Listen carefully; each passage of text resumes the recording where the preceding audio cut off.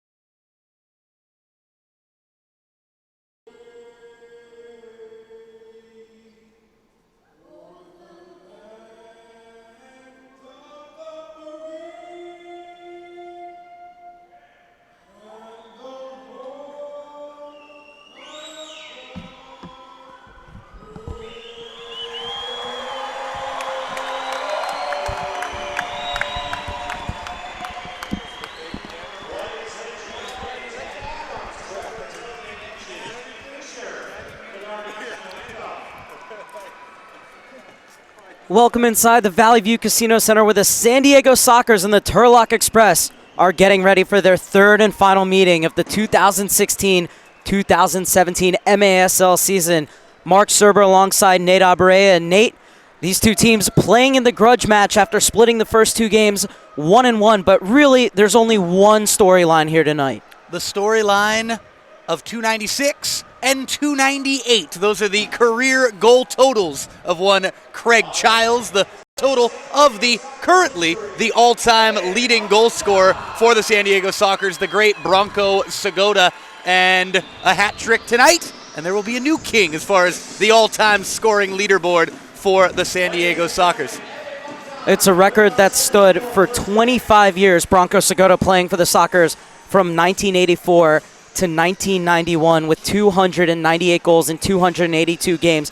Craig Childs on the verge of breaking that tonight. Needs a hat trick. Scored a hat trick here on opening night against this Turlock Express side, and then last weekend scored 4 goals against the Tacoma Stars to lead them in that 5-3 win. Those 4 goals last week were huge because last week's game was extremely defensive. It was low scoring. It was organized. It was a game, I was telling a lot of people about it, it was a game that really could have translated to the outdoor field. The way we saw those two teams go at it last week, it was great soccer. There was a lot of strategy involved from each side. It's going to be a little bit different here tonight. I think this is going to be a little bit more of a free-flowing contest, which is going to allow Craig Childs to have quite a few chances on goal. But if you talk to Craig Childs, you know this as much as anybody, Mark. He's the kind of guy who will push the record aside and say the most important thing is for this team to get the win. Let's not forget, he wears the captain's armband for a reason, but there's definitely a little bit of added motivation to get a hat trick tonight and become really Mr. Soccer's goal scorers as far as the history books goes. And he even said, the win is the most important thing. He said, this is going to be determined on what the score is of the game. If I break the record and we're down 6-5, I'm just going to get the ball and bring it back to midfield. I'm only going to really care about it and celebrate it if we're winning, if we're out of sight, out of mind. Well, it's got to be all-around perfection then for the San Diego Sockers team. And look, no disrespect to Turlock. Turlock came when these two teams matched up back in Stanislaus County. They picked up their first win in 12 tries against the San Diego Sockers, but that followed a 12-1 rout, a loss for Turlock right here at the Valley View Casino Center back on opening night, Mark. So I think the Sockers are a confident bunch coming into this game. I think Craig Childs is a confident man because let's throw history aside for a second here and just talk about the last game, the most recent performance for Craig Childs. It was his best one of the season. So he's coming in as a man in form chasing this piece of history. Absolutely, and he was selected to the MASL Team of the Week for his performance against Tacoma, as it'll be the Turlock Express in their gray away jerseys with black shorts and black socks who will kick off attacking to your right. The San Diego Sockers in their light blue, dark blue jerseys with white shorts and white socks attacking to your left, as we are all set for the third and final match of the season between first place in the Pacific Division, San Diego Sockers, and last in the Pacific, Turlock Express. The Sockers coming in at 5-2, the Express at 2-4. And Turlock, in fact, 1-24 in their last 25 away games. That win came during the 2014-2015 season, as we are underway from the Valley View Casino Center, and it's the Express on the attack. On the other side of things, the Sockers have won 20 of their last 23 home matches. And not a bad idea right there, but it's going to go out of bounds, and the Sockers will get a chance for their first possession of the game. Interesting note, Mark, in terms of the two wins this season for this Turlock Express team. They came against the two teams that we saw last week, the Tacoma Stars and these very San Diego Sockers, and we heralded both of those teams last week for their quality on the field. Well, Turlock has beaten both of them. This is Felipe Gonzalez over to Reza. Had the other goal for the Sockers in the 5-3 victory over Tacoma. And off the boards, looking inside for Childs. It was just a bit too far in front of him.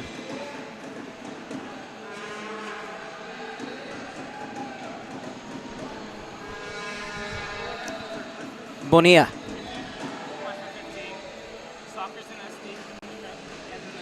Tacoma making changes. Turlock. As Polito plays it off the boards and arriving in the middle. And Turlock takes the early lead. Adrian Gutierrez down there, I believe, Mark. A strong left-footed finish. Little head-first slide there at the end of it. What a start here for Turlock, a team that lost 12-1 in this building on opening night. Coming out hot. It was a good move there.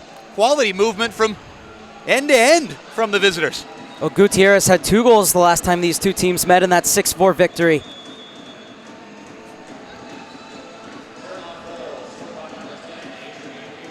Could be a bit of a blessing here for the Sockers to actually see Turlock get that early goal, pick them up a little bit, more lackadaisical attitude. Got to take this opponent seriously. Oh, and space is opened up, and it's Martin. Puts it into the rafters. Scotty Martin, though, 2 assists against Tacoma. Fantastic stuff from Scotty Martin last week, and the last one was the best one. The best goal of the game scored by Craig Childs, that 5th one, that real insurance goal, the nail in the coffin laid on. It was a lovely assist from the number 18 out there for the Sockers, Scotty Martin. On another giveaway. Oh, and a bad giveaway there, but Toth did just enough.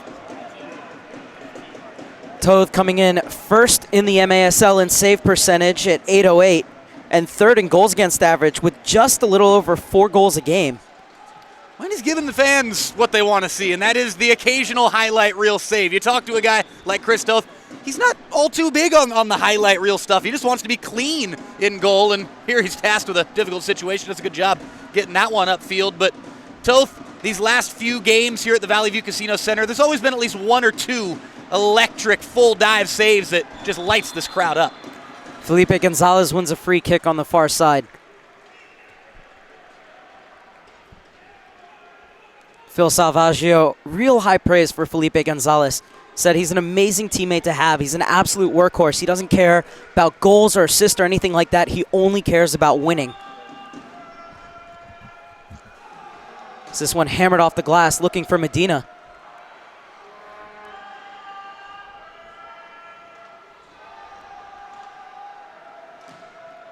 Martin plays it to the corner.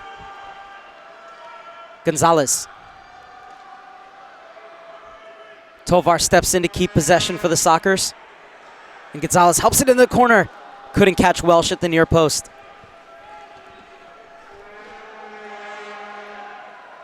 You know, Edgar Martinez have been the #1 stalwart for Turlock Express almost since their inception back in 2011. He was replaced at halftime on opening night against the Sockers by Welch, and since then Welch has kept his place in goal. Had 15 saves in the 6-4 victory over the Sockers in Turlock back on November 18th.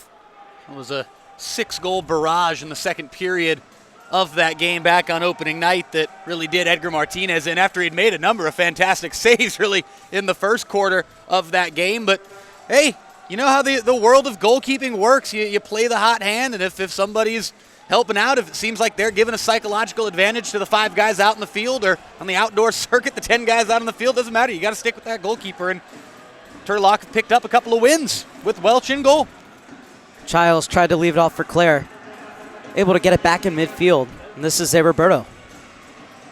And you think about that, Mark. They gave up 12 goals to the Sockers on opening night. They gave up only 4 in that win against San Diego back on November the 18th. Sockers trying to go route 1, but instead it's Turlock to go the other way. Placencia gets it out wide. Martinez fighting for it. He's going to win it, and just missing the far post. The Sockers just trying to calm down at the moment.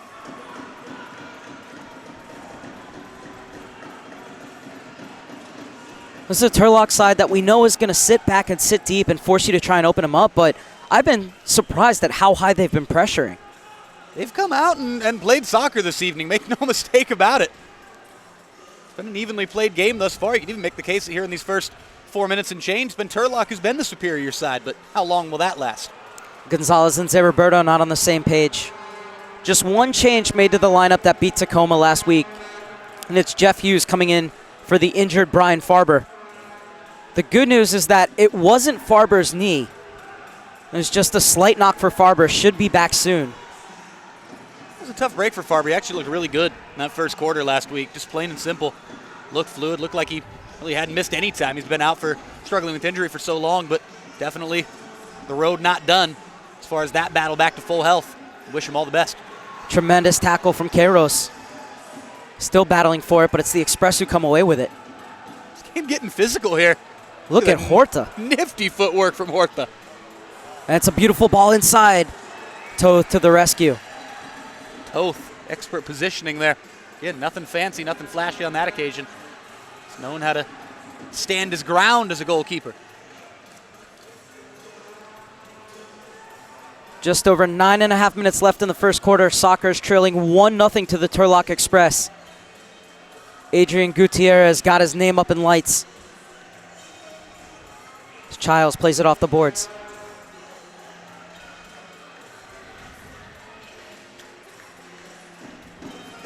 Gonzalez sets himself up for the shot, but it's charged down.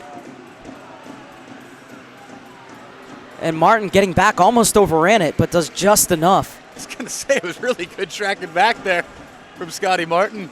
Almost tricked himself out. Did well to put off Aresta. We've played 6 minutes, Mark. The Sockers have 1 shot on goal. Well, they're looking for a second here through Claire. Tried to play it to the back post for Childs. Ooh. Zé Roberto able to tidy up. Scott Martin playing in his 7th game of the season after only featuring in 5 last year. Scotty's ready to be the Iron Man again. Tell you what a guy anxious to get back to full health, get back to helping the team between the lines, between the boards. Scotty Martin, as enthusiastic as you're going to find. The fans love him here.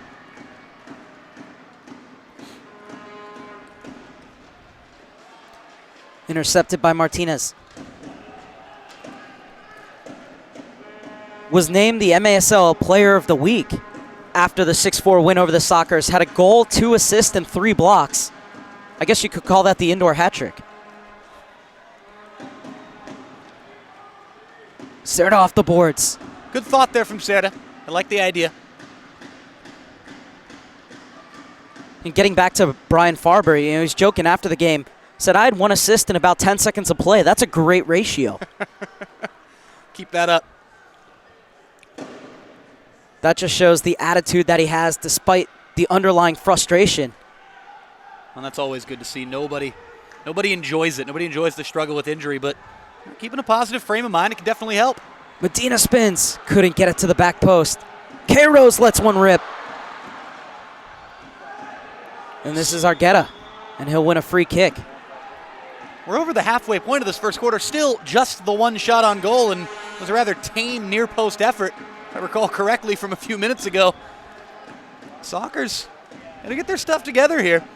Turlock are definitely staying organized, staying strong in the middle of the park as well, and occasionally even pushing up, as you touched on, Mark. They're not just parking the bus here. That early goal definitely gave them a little bit of added hope. After, again, losing by 11 goals here in this building on opening night. Different team, different attitude this time around. And you got to love that. Got to respect that. Team going back to the drawing board, both in terms of strategy and in terms of just rejuvenation and renewed hope, renewed sense of self-confidence. It's definitely something that we're seeing from this Turlock team, at least in these opening few minutes of this first quarter. Claire.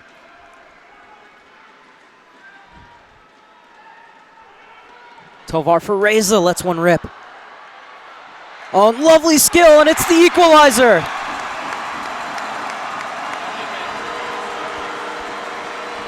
It's a lovely goal for the Sockers. Score tied up, 6:24 left here in the first quarter. Like a lot of push forward there from the home team. They just weren't going to be held out that time around. Is Felipe Gonzalez. His 3rd goal for the San Diego Sockers. It's the man who's tied in 3rd in the MASL for blocks, getting it done at the under end of the field, and you could see that futsal background there from the U.S. International. Definitely. We talk so much about soccer IQ, footballing IQ. That was a smart play. It looks very, very scrappy in the end of it, but there's a lot of footballing, soccer intelligence that goes in to that goal, and knowing how to be in the right place at the right time, and knowing how to pop that one over right there and use the top and have that thing come down right on the underside of the red crossbar. Just headed home there from close range by Felipe Gonzalez. So 1-1 in the media timeout. Felipe Gonzalez has canceled out Adrian Gutierrez's goal. For the Sockers, well, finally starting to get back into it, finally starting to play the way we expected them to, which is just to play as high pressure as possible and throw everything that they have at this Express side. I think we're going to continue to see more of that, and I'm sure that is a topic of discussion, to say the least, in the Turlock Express huddle there during that timeout. And great moment there as well for the Turlock goalkeeper at the end of that timeout. Just having a chat with Cowboy Salazar, one of the biggest Sockers fans, who always make sure to blow his vuvuzela and his other host of noisemakers right into the visitors' bench while saying, hey, good to see you again, man. And of course, Eddie Velez still out through injury, but that's what you love. Whenever Eddie Velez scores, he goes over and gets the cowboy hat from Salazar, puts it in the middle of the field, and dances around it. Salazar and Velez are tight. They're tight, definitely. There's no doubting that. Got a good friendship. So it's game back on here at the Valley View Casino Center, and Medina wants it. Has Tovar streaming down the near side if he can find him. Instead, more San Diego players join the attack. That's a good run from Reza as well. Gets in the corner for Medina, back for Reza. Ooh. But Welch is out to quell the danger. Welch just putting the head down into the weeds of knees there.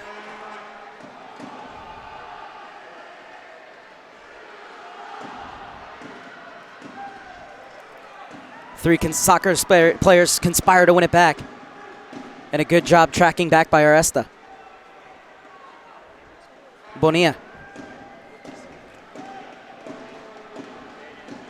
Martinez will get it back across to Bonilla. And the 27-year-old finds his keeper. Played in the corner for Martinez, who's made a run up the far side. That was a nice ball there from Welch. I'll say unlucky for Martinez. Ends up getting the foul called against him. Yeah, that close range header there from Felipe Gonzalez. That was the second shot on goal here in this first quarter for the Sockers. Obviously, that low number. We haven't seen Craig Giles have any opportunities on goal, on cue. There he is in the corner. Giles. Far side to Lute, looking to get it back to Giles. The Turlock players are sticking to him like glue. Martin being pressured by Aresta, able to get it back to Toth. To Lute. Oh, it's a good run, and it's open up. Claire is asking for it at the far post. Instead, it's near post for Giles. Now he finds Claire, and it's poked away by Aresta. Claire not thrilled. Polito, beautifully played ball off the boards, and it's one-on-one, and it's 2-1 for the Turlock Express. End-to-end stuff. The Sockers paying the price for not capitalizing on their opportunity at the other end. Was just going to say, Mark, Matt Claire was anxious to receive that ball at the back post, just as you'd called it. In the moment, on the play-by-play there, and heading the other way in a hurry. The snap of a finger. Turlock fly down to the other end and make it 2-1. Jorge Carmona gives the lead back to the Turlock Express.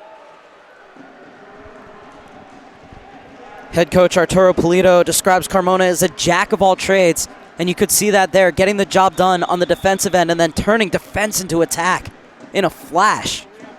And a very composed finish beyond Toth. Gonna say, call him a jack of all trades. Just looked like a pure goal scorer to me on that occasion. Clears free again and charged down again. Ooh, Turlock players are going to be upset about this one. It was a great job by Anthony Medina to get back, get his body position in front of the defender, win the free kick, quickly taken to Tovar, and they're going to wave it off. Say it was taken a couple of yards away. And now you look at Welch saying, hey, get in the wall. Let's not let him do it again. Everybody, take a deep breath here, calm down. He's telling Placencia to get out of there and stop talking to the ref. Assume your defensive responsibilities. I'm paraphrasing. I don't think that's exactly what he said. So it's Quiros who's over it.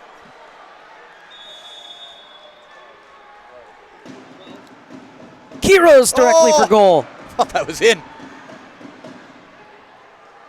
How much of that do you think Welch actually saw? Not much.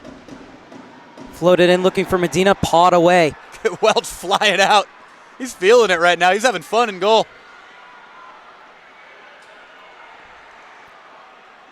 Tovar battling in the corner. Gets it back for Medina. Just sliced it a little bit. And Queiroz off the bounce into the netting. And it will be a goalie restart for Chris Welch.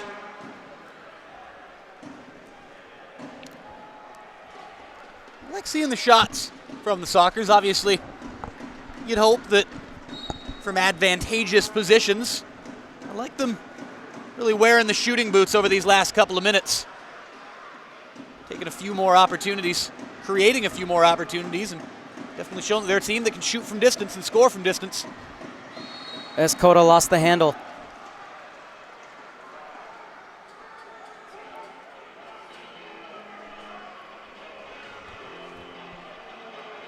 So it'll be a free kick for Jose Martinez. That's a 3-on-2 going the other way. Reza took up a good covering position. And now he'll continue his run. Reza. It's 3-on-1. Childs to his right. Escoda screaming for the back post. Childs went for it. And another block from the Turlock Express. I got to say, Mark, the play right there, eerily similar. The one where Matt Clare was screaming at the back post for the ball. Sockers have got to keep their heads up. It's not just one guy that's been guilty of it in this game. Got a guy streaking to the back post. Play him. This is Toulouse.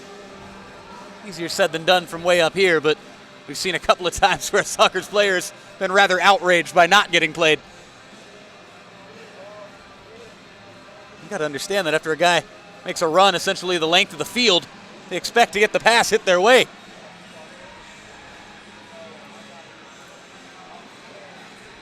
Salute.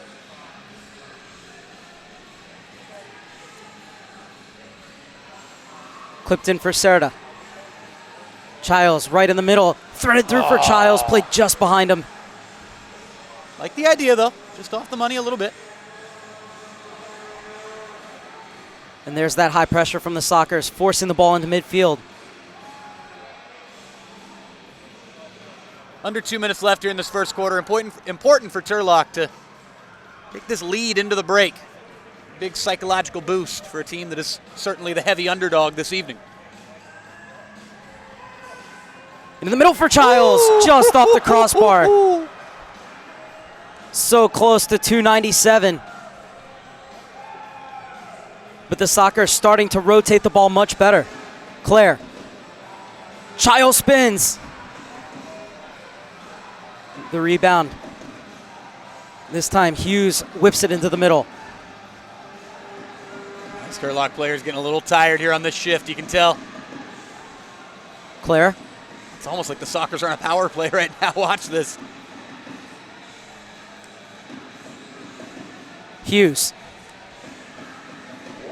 Matt Claire, final minute of the first quarter, off the boards for Childs. Just didn't have the proper angle. Martinez looking to spin out. Lovely hold-up play there by Martinez. 3 players really flying at him, nipping at his heels. Did enough to keep his team in possession. And they really wanted to go forward, but then they also had to make changes there. And that was so they a were tired group. Caught in between two minds and did well to just hold on to it in the end. Great job by Martinez in the end of that. 30 seconds more, though, to go here for Turlock. It's there to hold this lead into the break, as we talked about. Sockers would love to push up and equalize this thing before the buzzer. Meditas found space on the far side. Works his way in the corner, off the boards. It comes through. Martin with 15 seconds left. Talute at the top of the box. And it's another block from the Turlock Express. Turlock defenders just scrambling and getting the job done somehow, some way. This is incredible. 5 seconds left. Is there a chance at the buzzer? Smashed high. And the first quarter ends with Turlock holding a 2-1 lead over the San Diego Sockers. Thoughts on the first 15 minutes, Nate Abareya? If I'm a Turlock player, I'm a Turlock coach, I am absolutely thrilled with that effort from my team. If I'm Phil Salvaggio, this is what I'm telling these Sockers players right now. They just gave everything in their tank to hold a 2-1 lead against us after 15 minutes. Let's not panic. Let's not get crazy. Some of these shots are going to start going in. Welch is having a great night in goal already. We can tell he's a confident goalkeeper, but let's keep playing our game. They just expended a whole lot of energy and played as good of a quarter maybe that they've played all season. That was a fantastic 15 minutes, energy-wise, skill-wise, transition-wise from that Turlock team. But again, it certainly looked, at least from way up here, as if they were giving literally everything they got. I don't know if there's necessarily a reserve tank for this Turlock team, but hey, maybe they can prove me wrong. If they can hold up this attitude, this intensity, the defensive organization that we've seen, the way players are holding each other accountable in that first period and getting on each other's cases in a positive manner, they can keep doing that for another 45 minutes. Heck, they can easily win this game. It's 2-1 in the first intermission. We'll be back right after this. We provide liability insurance for pool service professionals. Whether your business is pool repair, builders, remodelers, plasterers, or just about any service for swimming pools, we have a plan for you. Our customers love us, and they keep coming back year after year. We're licensed to insure your pool business in more states than any other pool service association in America. We offer great coverage and competitive rates. There's a flexible plan that's perfect to protect your business and your livelihood. Have a question? Just ask. We look forward to you becoming a member of ASAPP today.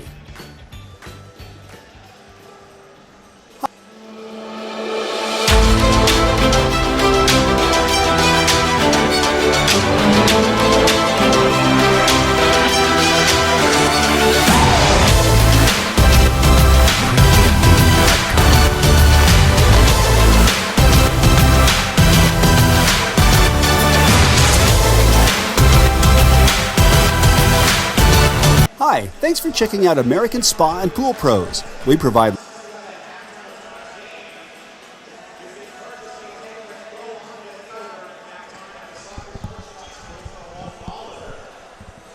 About 30 seconds away from the start of quarter number 2. The San Diego Sockers trailing 2-1 to the Turlock Express.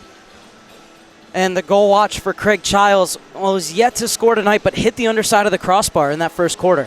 Still on 296, but again, Craig Childs, he spoke about it to you, Mark. He spoke about it to yours truly, the build-up of this game. He's spoken to quite a few people about this. He's the ultimate team player. Breaking the record tonight means nothing if it's going to be in a losing effort for the San Diego Sockers against a team that they feel that they very well should beat. Well, almost an early opportunity for Craig Childs, but it's cleared away by Martinez. And it could be a situation, tell you what, Mark, with the way this game's going, where a couple of goals for Craig Childs, whether it's one that ties the record or he scores a third tonight somehow. So let's get the first out of the way here before anything. But it could be something where the record-breaking goal could also be a game-winning goal. I mean, how amazing would that be? And that's very much the way things are going tonight so far. Seems very likely. Childs staring down the barrel of a 3-man wall and a fourth on the edge of it. It's laid off for Childs, guides it into the corner. It's 297. He's one away from tying Bronco Segota for first place on the all-time San Diego Sockers scoring list. Placement. Hey, how about some placement? My goodness, pick your dime spot and hit it.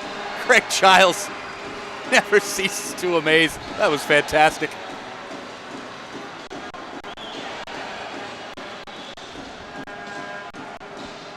Well, we're on the verge of history now. Craig Childs just one away from tying a record that has stood for 25 years from the great Bronco Segota.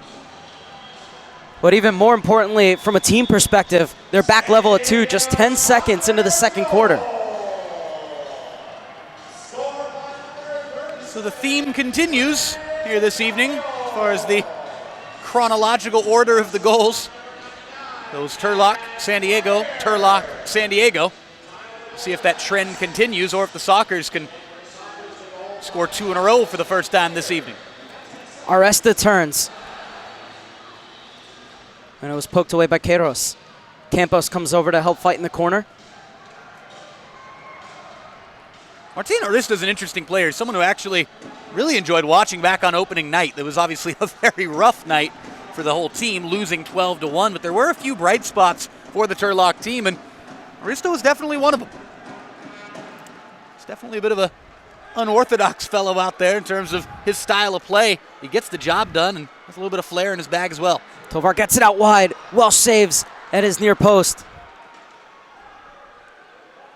It was well struck by Hughes, but Welch had the angle covered.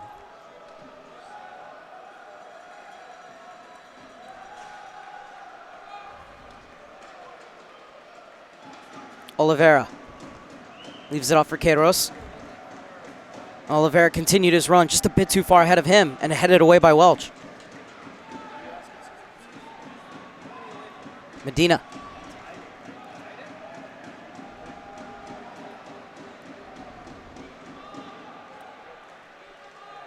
And Oliveira keeps possession for the San Diego Sockers. This is good patience from the Sockers. As Toth joins the party. That's a lot of what we saw last week. That game against Tacoma. Expecting things to, quite frankly, be a little bit more direct this evening. Cerda. Shot was always drifting wide of the back post. Lovely turn. Carmona the near side for Pulido. Got his first cap for the U.S. National Arena team this summer. Just 21 years old, but already in his 4th season with the Turlock Express. Pressure there by Toulouse. Childs off the wall, this time looking to turn provider for Medina. And the break could be on for the Turlock Express. Gutierrez. Martinez shows to the near side.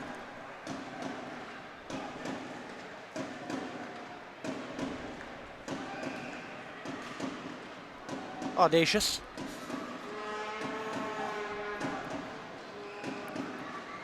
You know, it was interesting. One thing that Childs said was he said, you know, I think I'm on the verge of this record because of my technique and my decision making. So we'll get back to that in a second. That's a great sliding tackle from Martinez. Still with work to do as he's beaten. And the Sockers take a 3-2 lead. And that is what we've been waiting to see from Matt Clare.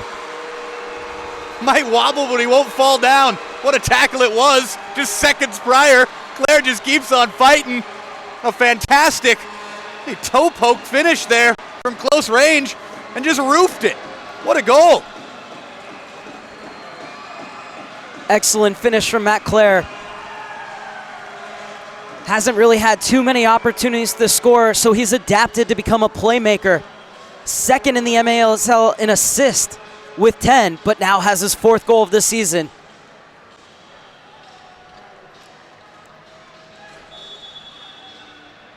And the Sockers have their first lead of the night.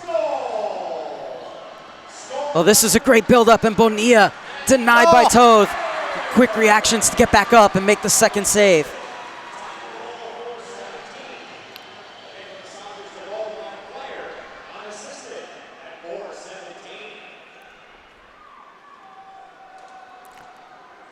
And there's Escoto creating off the dribble, something he does so well, as Hughes gets it Oliveira.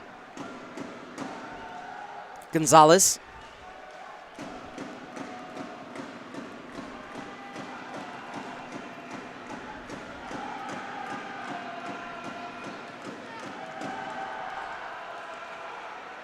Escoto. Still going Escoto. Tried to reverse his pass for Gonzalez. Not a bad idea.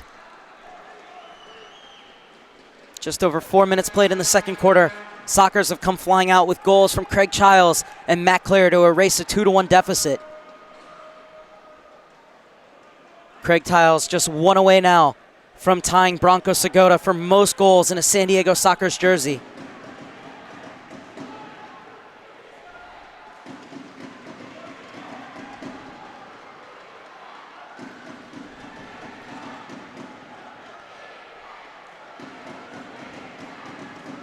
And a giveaway to Gutierrez. Almost made the Sockers pay. Just off the mark there. Good drive to the near post. I think that bet on target. Toth may have been beaten. Alcatir gets it back to his keeper. Quickly over to Jermaine. 5 minutes gone in the second quarter. And a bad giveaway.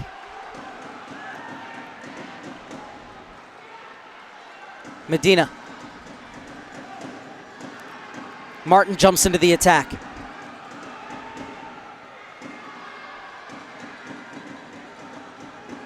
Medina unable to skip by his defender, so he has to loop back around. Good defending from Alcatir.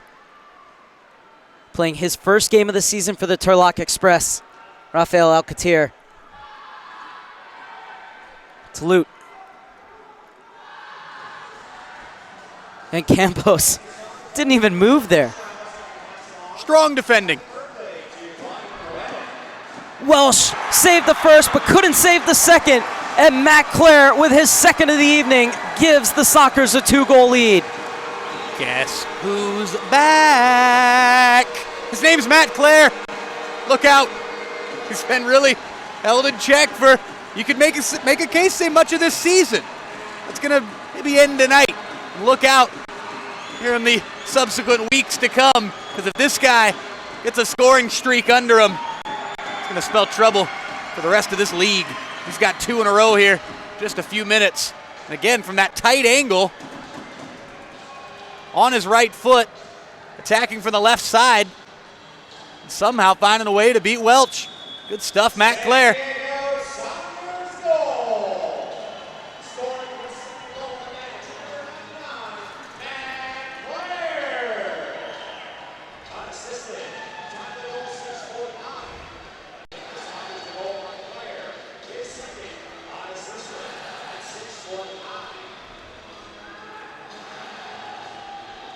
Escoto tries his luck from distance. Great save.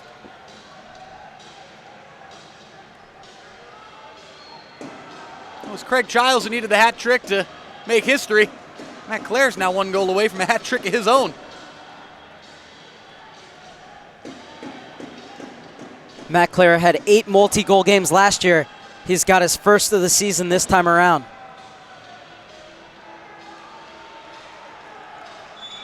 And now the Sockers looking really confident, and it's Escoto who wins the foul while weaving his way through midfield.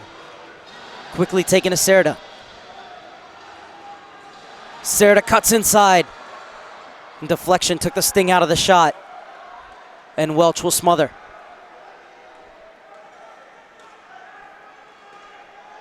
Well, if you're Arturo Pulido, do you think about taking a timeout? Let this thing flow here for a couple more minutes. I'm sure the thought has definitely crossed his mind. The Sockers picking up quite a bit of momentum. 3 goals in a row scored after Turlock twice had the lead in this game, Mark.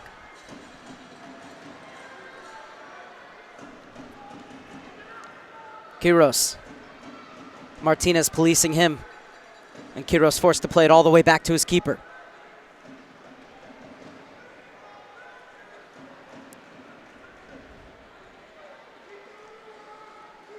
Medina.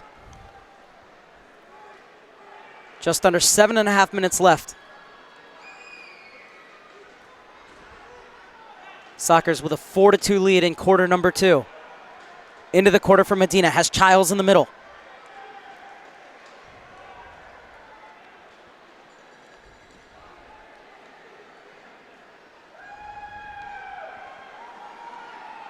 Childs still camped out in the middle. Well, instead, that shot from Oliveira flashed high of Welch's crossbar. I say Childs still camped out in the middle. Got a good campsite there. It's a good location. Is there Roberto trying to find that? That's a beautiful ball to the back post. Oh, lovely combination. Childs just unable to get on the end of it. And it's Carmona. You know, the end result wasn't what he wanted there, but it actually brought. You can see it all the way from up here. Ooh, is this one? Goes up into the netting. Aresta putting Toth in a very awkward situation. That play moments ago brought a slight smile to the face of Craig Childs. He just loved that build-up, loved what the team was doing there on that occasion. Hoping for more of it this evening. The fans hoping for more of it as well. That was beautiful, beautiful stuff, and almost ended with a goal from the guy that everybody wants to see score the next one. But, you know, I think that would have been a goal indicative of Craig Childs and what we were talking about earlier. Talked about the fact that he said it's his movement, his decision-making. He said, you know, soccer is a thinking man's game. And that's exactly what you saw there. Childs, one thing he talked about is how he's always looking to pull players out of position and then take that space that he's just pulled them out of. And that's exactly what you saw right there from Craig Childs, almost getting on the end of it to tie Branko Segota.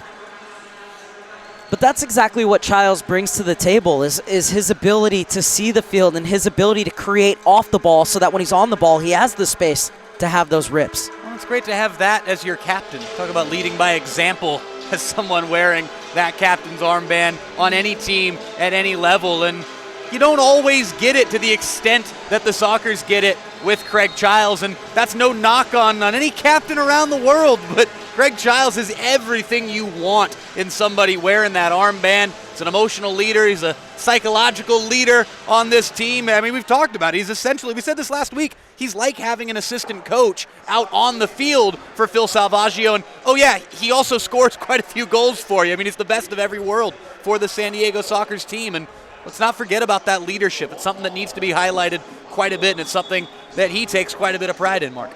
When Childs started in 2009, he was on a line with Aaron Susi, Paul Wright, and, the Sockers' current general manager in Sean Bowers. Good stuff, good stuff. Here he is. And Childs closed down, still fighting for it, and it takes 2 to get it away from him. You know, I was looking for Sean Bowers earlier tonight as there's a nasty collision in the field. I couldn't find Sean Bowers anywhere, and then I saw this stormtrooper walking around here on Star Wars night, and he looked vaguely similar to one Sean Bowers. Well, all the Sockers front office staff, including the general manager and former 3-time Defender of the Year, are dressed up as Star Wars characters. As it is Star Wars night here at the Valley View Casino Center, plenty of fans on hand to witness a player who's moving into a new galaxy. Well played. That's all I'm going to say there, Mark. Well played.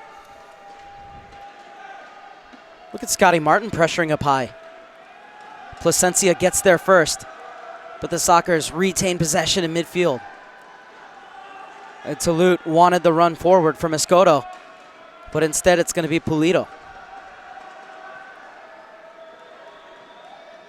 Turlock has to be careful. Always a danger when you play that ball toward your bench when players are making changes that you're going to get caught with too many men on the field. Absolutely. Heading toward the final 5 minutes of the first half. San Diego was trailing 2-1, and within 10 minutes, they have gone ahead 4-2.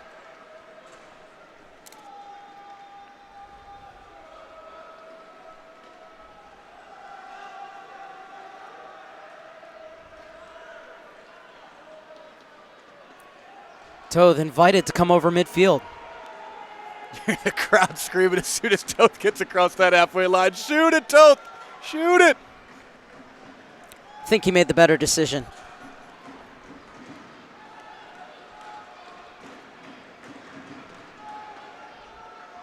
Hughes continues his run down the boards. Tovar finds him in the corner.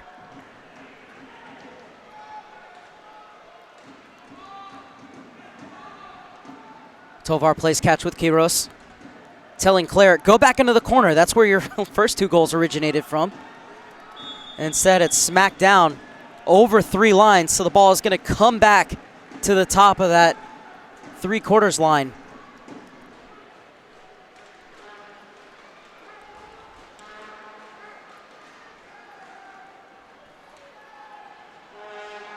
And the shooters are going to be Hughes, who's plastered to this wall on the right.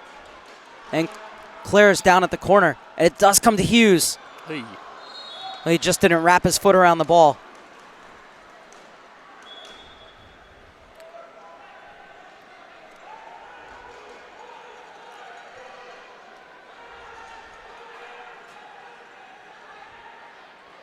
Welch is a rather intense fellow in goal, ain't he?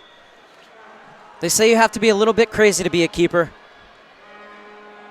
Didn't say he was crazy, just intense. Jermaine gets there first, but the Soccer's able to scramble it away.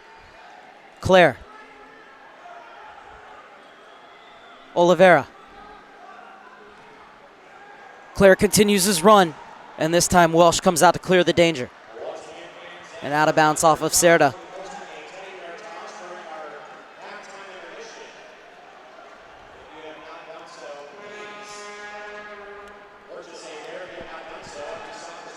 Another beautiful move inside from Jose Martinez.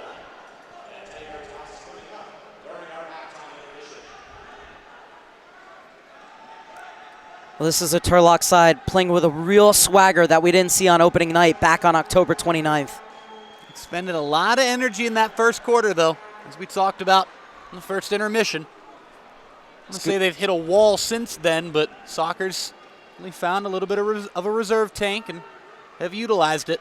They've been a far superior team here in this second quarter.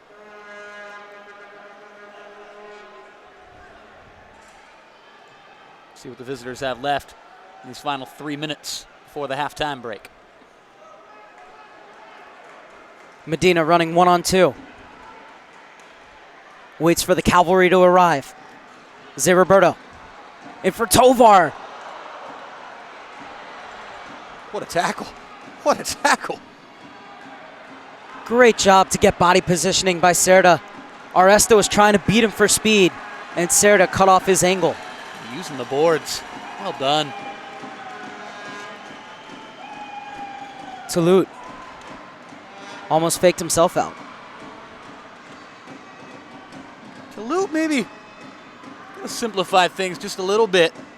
Such an electric presence out there on the field, though, number 4. This one goes up into the stands. Medina there was trying to play it off the boards for Tulute. Not a bad idea, just a little bit too high.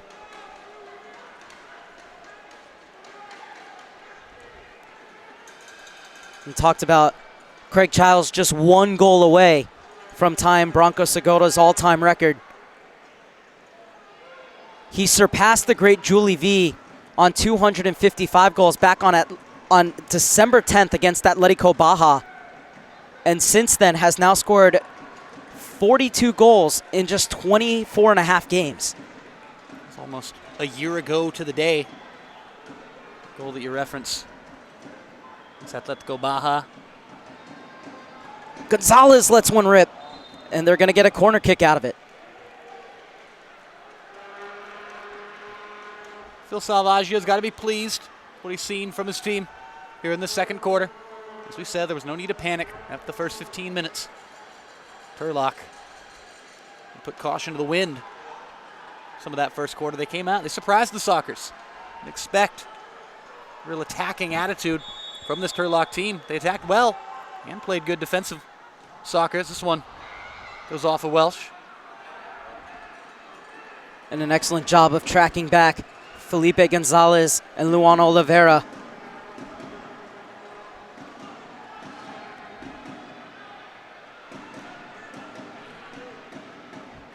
Martin has to recover. Perfectly weighted ball. And Toth did just enough. Great save from Toth. What a ball that was, though.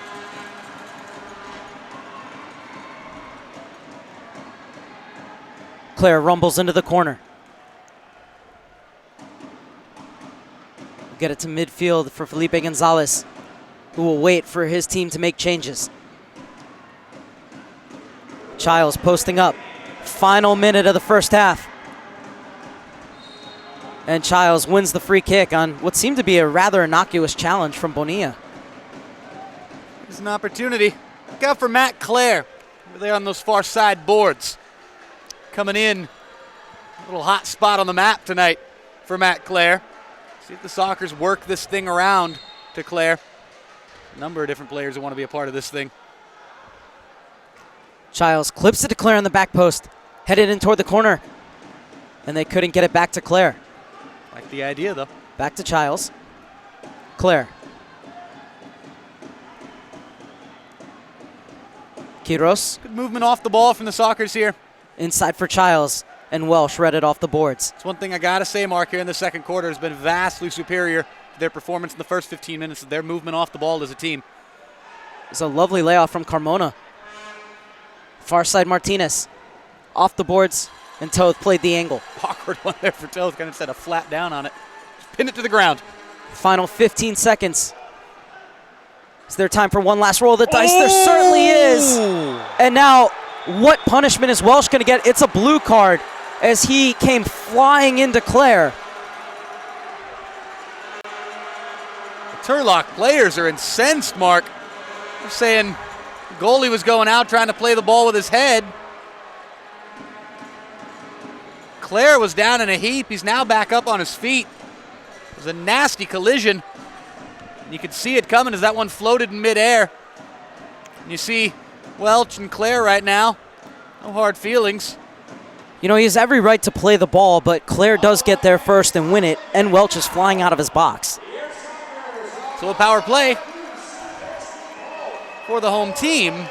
Sockers 6 for 19 on the power play this season. Good for 9th in the MASL.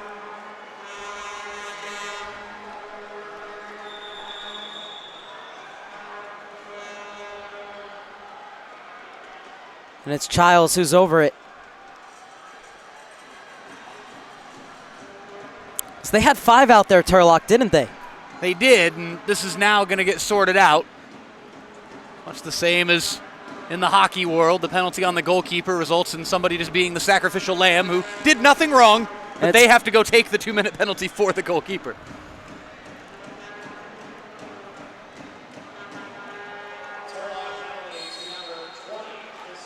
That's going to be Craig Childs.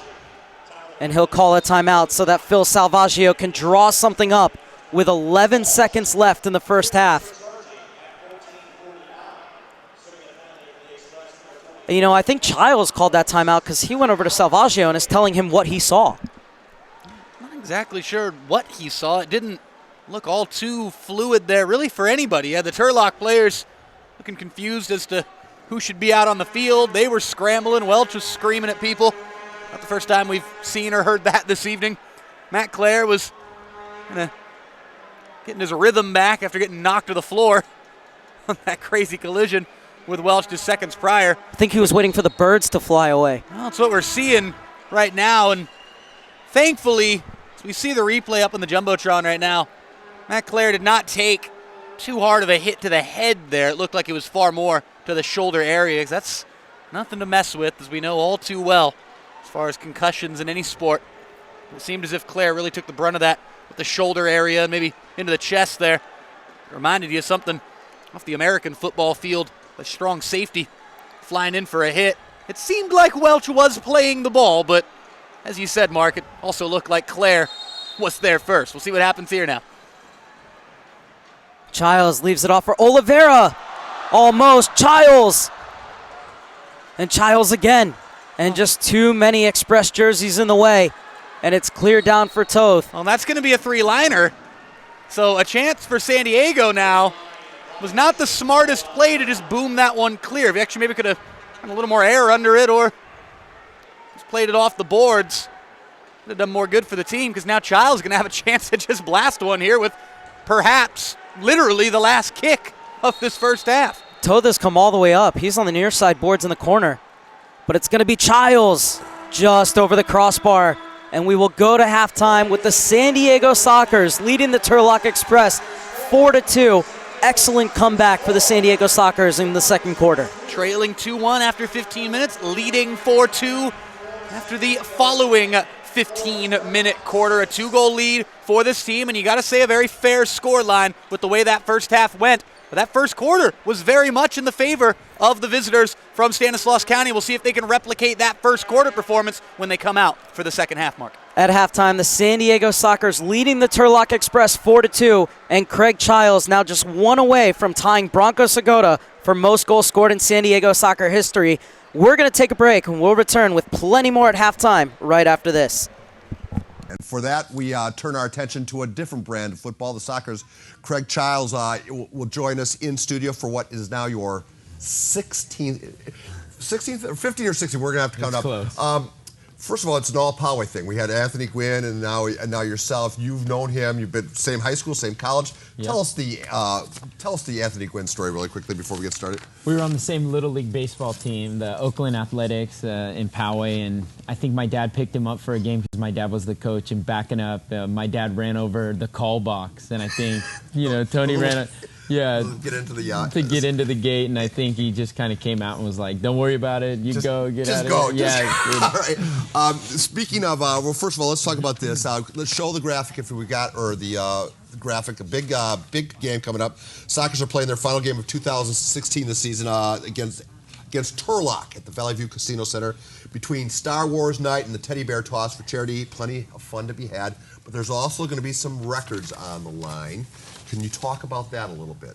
Yeah, I'm 3 goals short of becoming the San Diego Sockers' all-time leading goal scorer. Bronco Segota's there at 298, and I'm sitting at 296 goals for the organization. Now, it's kind of a weird thing because didn't we already award you as the all-time scorer, and then we said, oh, we got to count it up again? So this time it's for real. Is that something that you lie awake at night thinking about? This time it's for real.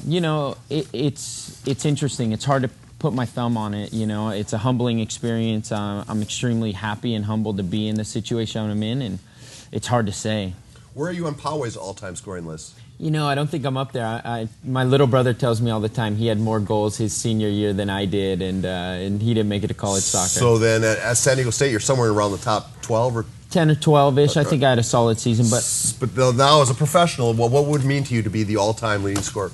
It would mean a lot to me. I think it would be, a moment I'll cherish forever. Probably one of the biggest moments in my career, and it's something I take very seriously, and I'm thrilled to be there. Bronco played during that golden era of soccer back in the '80s when all Mighty Quinn and all that was going on. Can you talk a little bit about how well you know him, and is he going to be on hand watching this thing? He won't be on hand. Honestly, I don't think he's from around here. I think he's maybe on the East Coast, but I've gotten some messages from some of the old school players, and there's nothing but love and support from those guys, and I think that they want to see the history of the Sockers get carried on, and they want to see the Sockers brand alive and up and running. We had Brian Farber in here earlier in the year, and he made a quick point of it. Just looking at the roster, it's quite a lot of turnover. It's not your dad's Sockers. Tell us how you're kind of senior soccer now. How do the new guys handle you, and how do you handle the new guys? Yeah, the team this year is fantastic. Honestly, we have a good chance of winning the national championship. We have a well-balanced team, some young, energetic players, and a mixture of good veteran players that are helping to organize and lead the team a little bit. Honestly, it's the best balance we've had in 3 or 4 years, and I can tell you that championship is on our mind, and that's our goal, and that's what we're shooting for. You know, last time you were in, we were talking about your Sports for Exceptional Athletes Award. I mean, you do a lot of stuff off the pitch. Can you talk a little bit about that and what that honor meant to you? Yeah, I'm the director of coaching for Cardiff Mustangs, a local competitive club. I'm also the site director for the Junior Soccer's MCRD Rec League on the military base. And, you know, I want to do my best to kind of spread the game and create a love for the game in these young players. And I enjoy coaching. It's something that I'll be doing for a long time. And helping to build young players is enjoyable for me. You know, while we have you here, we might as well talk some international soccer or USA national soccer. Billy Preston comes in mind. Will we go around in circles here? Get rid of Klinsmann. Now Bruce Arena's back on the horizon. What's going on? I think it's a good move. You know, I think bringing Bruce Arena back is a fantastic move. He knows Major League Soccer better than anyone. Over the last 3 or 4 years, he's won a handful of championships at Galaxy, and he's won those championships dealing with big egotistical players in Beckham, in Robbie Keane, in Dos Santos, and the players that he has there. So I think it's a good move. I think the U.S. soccer is pushing in the right direction, and I'm excited to see how it goes. Are you surprised that it's taken this long for the United States to become a player at the international level? No. It's a culture thing. You know, the United States sports world is not ingrained in soccer, and that's just a fact. In all the countries that compete to win the World Cup, soccer is their main sport. Soccer is in their blood and in their lifeline, and that's all they care about. And that's not here. If you took LeBron James and you took some of the best football players and basketball players and they only played soccer growing up, we'd be a legitimate World Cup contender. But we're not. We're not a bad team. We're organized and hardworking and energetic, but we're a long ways away from winning the World Cup. So I guess that was going to be my next question. Is it another 25 years? Is it another 50 years? It could be never, quite frankly. It could be down the road. But I don't know how we catch up with Brazil and Argentina and Spain in the history and the legacies that they have and the academies that they have. And you can see we have fantastic youth soccer here in San Diego, and the players that are getting developed are world class. It's a matter of kind of getting all the pieces to the puzzle correctly and in getting those players to fit and gel together. And it's not an easy process, and it's definitely a long What run. is an easy process is to attend a soccer game. Quickly, we're going to throw this video up. I want to show the teddy bear toss. Sell some tickets, and then explain how you swipe the teddy bear toss idea from hockey. I'm not talking about the teddy bear toss. The game's Friday night, 7:30, Valley View Casino Center. San Diego Sockers take on Turlock. $2 beer night on top of the teddy bear toss, and Star Wars night. And I'll be out there hoping and trying to break a record. 3 goals gets me the record. 2 goals ties the record. All right. One more visit, and you get a watch. Craig Childs, everybody, back to you guys at the set. And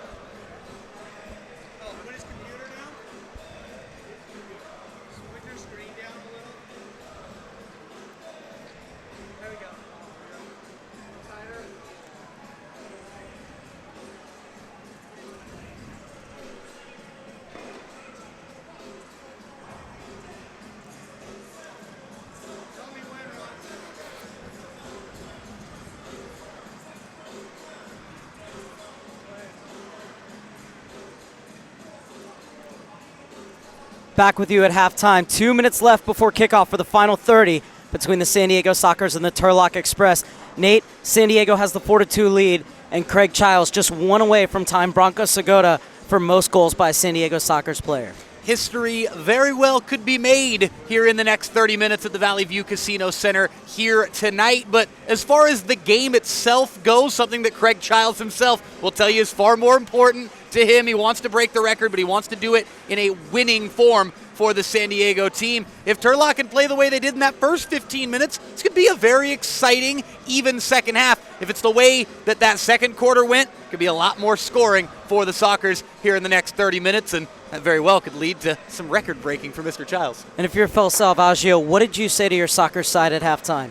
More of the same from the last 15 minutes. And we talked about this at the end of the first period, Mark, where Turlock expended, it looked like just about everything. They played a fantastic first quarter of an hour in this game, but it certainly looked like they really poured out that emotion, that intensity in the first 15 minutes and played a mighty fine first quarter, and we're up 2-1. And Phil Salvaggio, I'm sure, knowing coach as well as we know him, was telling his boys, don't panic, don't get crazy here, keep playing our game, and that's what the Sockers need to do here in these final 30 minutes as well. Well, it's 4-2. We're on the verge of the second half kickoff. Let's go down to the floor for the final 30 minutes.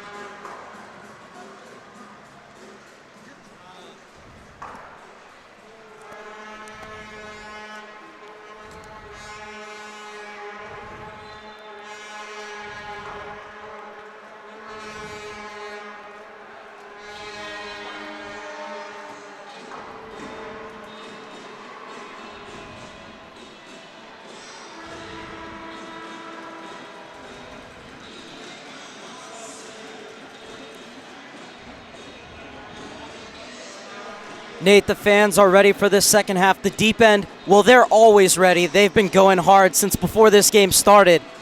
And for this San Diego Soccer side, what is it that they've been doing that helped them to be dominant in that second quarter? Patience was certainly part of it, and I don't think they played all too differently. Again, they're at the halftime break. We were kind of heralding how they played in the second period as opposed to the first. I think that first was far more to do with the play of Turlock, far more to do with the credit that needs to be given to the Turlock Express, the visitors from Stanislaus County, as opposed to anything the Sockers were doing wrong. So I think it's more of the same, more of the patient build-up, more of that real possession-oriented soccer that we've seen from the San Diego team. Or Hughes walks in, it's a power play goal, and the Sockers have scored 7 seconds into the second half. how about just going as direct as possible and scoring a goal 7 seconds into the second half? That also works. Well, the Sockers were on the power play that carried over from the final 11 seconds of quarter number 2, but that was really the Turlock Express shooting themselves in the foot. I mean, take nothing away from Jeff Hughes, but when you have a chance to kill time on the clock, you cannot give the ball away that easily. That was poor, not the start they were looking for, to say the least, but credit's got to go to Jeff Hughes there, at least partially, for being strong enough to stay calm and look like a true clinical finisher in the end of it.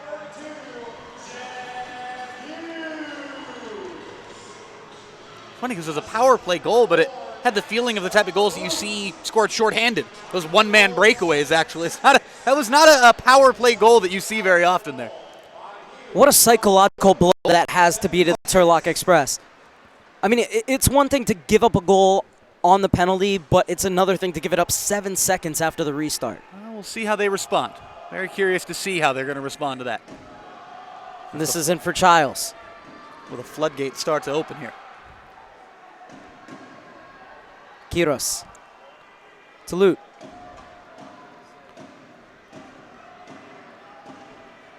Salute skips inside 2. Great save. Quiros overran it. And there's Talute flashing across the field to get it back. What I would love to see is just a dead sprint from goal line to goal line between a healthy Brian Farber and Max Talute. You gonna wager a bet on that one? No, I would not want to bet on either of those players because I don't know. Childs, I don't know who would win that. That's a tough one. The odds are pretty much even on that one.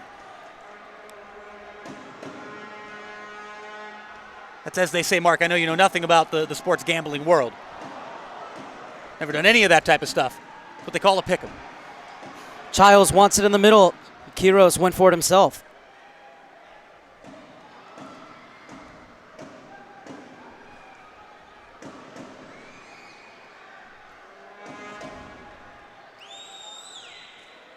Sockers have been dominant for the first 2+ minutes of the second half. Reza.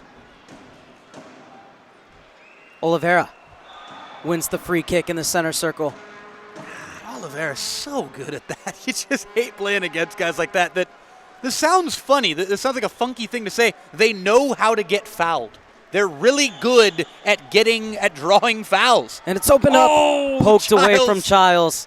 Almost there. Saying, give me a little more force behind that pass. That one to me quick. Just waiting there for it. Love the start here, this third quarter from the Sockers. Blasted in and pushed away from Welch. And then Oliveira over the net. Hasn't really found his shooting boots yet this season, Oliveira, but we know he's a player who has plenty of goals in him. Oh, without a doubt. Inside, outside, no matter where he's playing. He's a quality footballer. Knows how to score goals, most definitely here in this sports arena. Great save there by Toth, though, moments ago. Should give credit. The Turlock netminder has made a number of fantastic highlight reel saves here this evening, despite giving up the 5 goals, which is already more than he gave up all game. And that Turlock win against the Sockers back on November 18th when they won 6-4. Nice move to open up the space. And I think Toth might have gotten a touch. Great bit of skill there.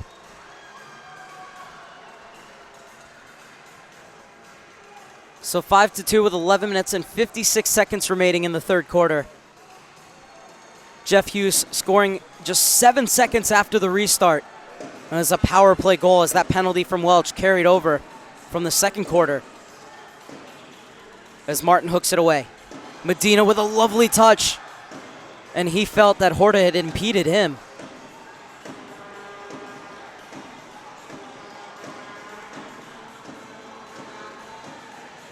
Good win by Cerda. Martin. Just a bit too far for Medina.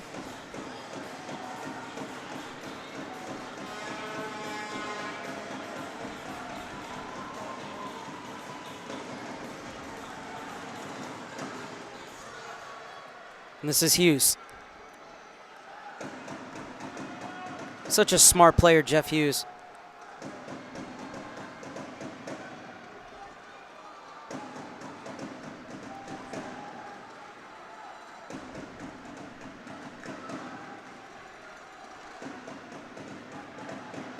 Hughes quarterback in this attack. Cerda wanted to run. Campos poked it away from him, but right back to Hughes. He'll find his keeper, and the Sockers will make changes.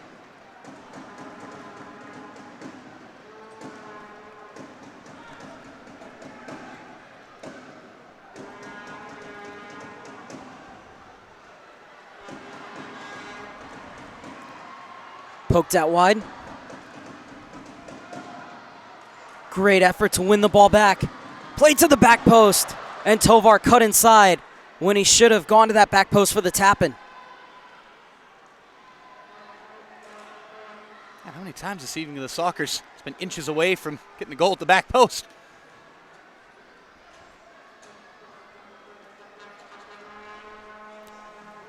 Both teams getting fresh personnel out onto the field. Claire. Toth.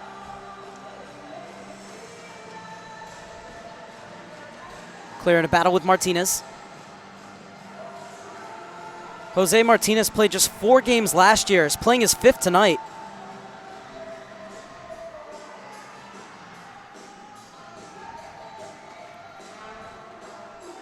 And Martinez is going to have to spin back with it as more Turlock players were heading toward the bench. Oliveira picks up the pieces in midfield and gets it back to his keeper. Claire. Not too much work to do for Toth in this third quarter. The Childs watch continues. Gonzalez.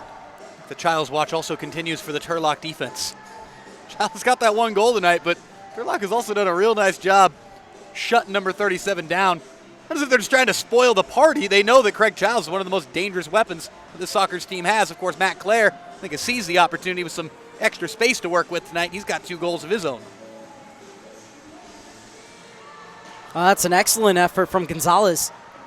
Rebound falls kindly for Toulouse.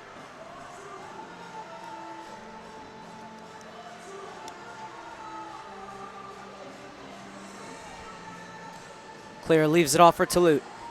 What can the Haitian sensation conjure up here?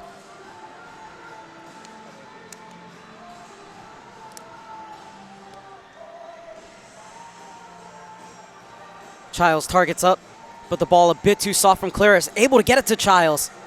And a heavy touch as he tried to turn. Wanted to go for that turn, that trademark Craig Childs back to goal turn.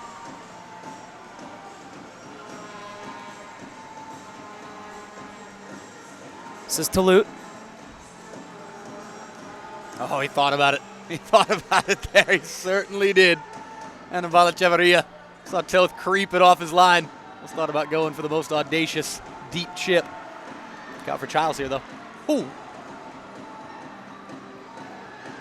Well, that's a heavy slide from Childs, but it's a fair one. Well, he wasn't thrilled about the way that player had come in from behind there seconds prior, and he's saying, all right, if you want to play that game. Escoto. Queiroz. Toulouse threads it through for Childs. Toulouse lays it off. Save. Pushed onto the crossbar by Welch.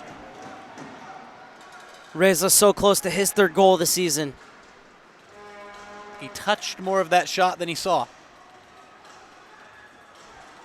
Escoto.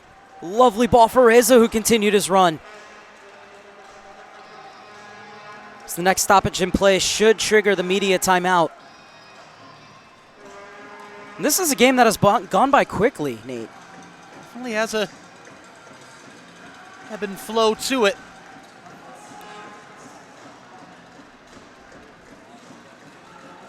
Pulido. Campos overtakes.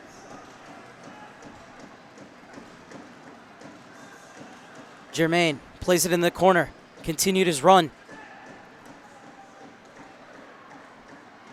Germain wins it off of Queiroz. Still going Germain, off the boards, goes all the way through the arc, comes out, Ooh. and the shot blocked. Hey, Turlock holding their own since giving up that goal just 7 seconds into this 3rd quarter. It's been relatively even since that goal at the 14:53 mark. Got 6 minutes remaining in this 3rd quarter now. Cerda.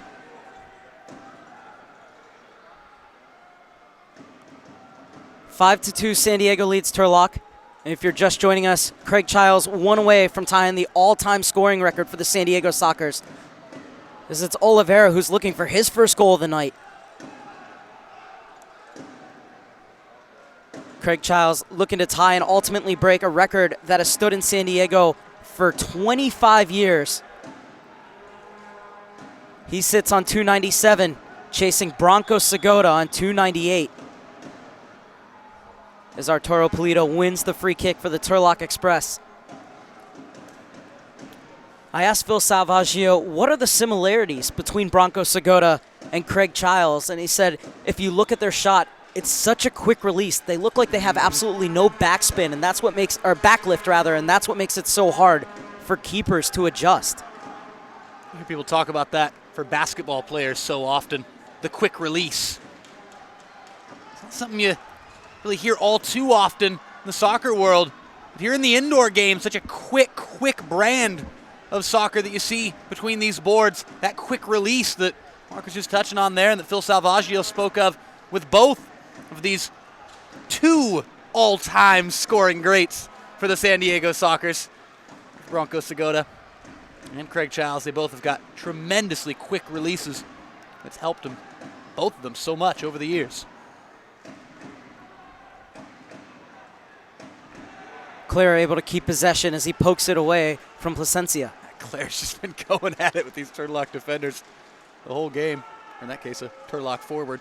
Doesn't matter what position they're playing. Cerda. Toulouse tried to clip it into the corner. Childs leaves it off for Toulouse. Good idea. Good idea. Just didn't come off. Final 4 minutes of the third quarter. The Sockers coming into tonight at 5-2 with a 5-2 lead. As this one fizzed in for Childs. Working on Martinez.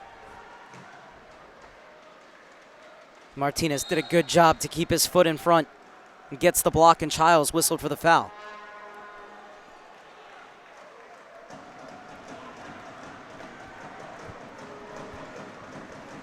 A win for the Sockers will keep them in first place in the Pacific Division.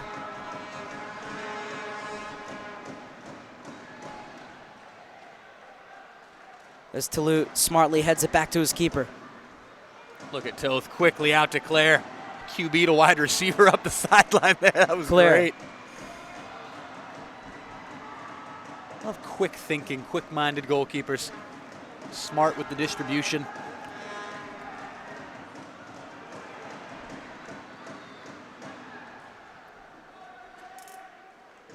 Tremendous defending from Zé Roberto.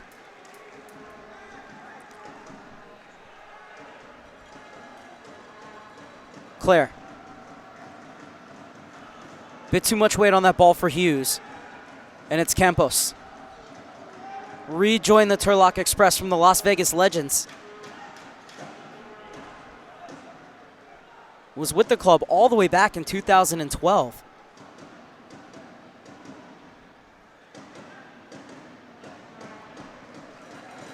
And it's solid defending from Felipe Gonzalez, not allowing that run through.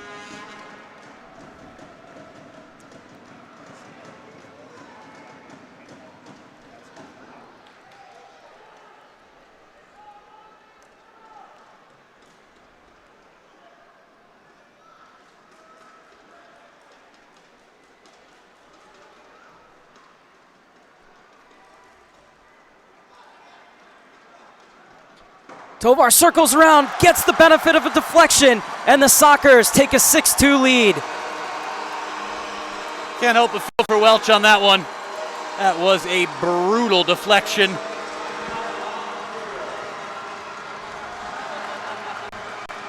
The sharpshooter. Quite the celebration as well. That was just unlucky for the Turlock goalkeeper, though. You see Welch looking up to the Jumbotron, just shaking his head in disgust. Saying, what am I supposed to do? Seeing the replay here. Oh, that is just rough.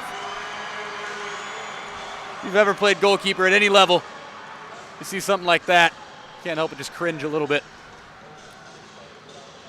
Eric Tovar won't mind. Tovar will take it. 5th goal of the season for the 25-year-old.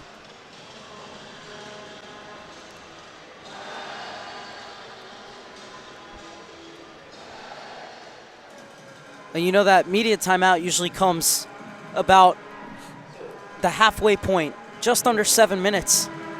We've had to wait until 2 minutes and 12 seconds left in the third quarter to get to it. Well, you said there's been an ebb and flow to this game. Haven't been a whole lot of stoppages. I mean, I really think the only stoppages in this game have been the timeouts, the handful of timeouts that we've had. And other than that, there've really been no significant delays that we've seen through this game. I mean, we're just coming up on the 9 o'clock hour. We kicked off at 7:35. We're about to end the third quarter. This is a very quick-moving night. Not sure what exactly that means in terms of the game itself, but it is interesting to note. This has been a very, very quick-moving game. I think the longest break in play we had was while Tovar set up that goal celebration. I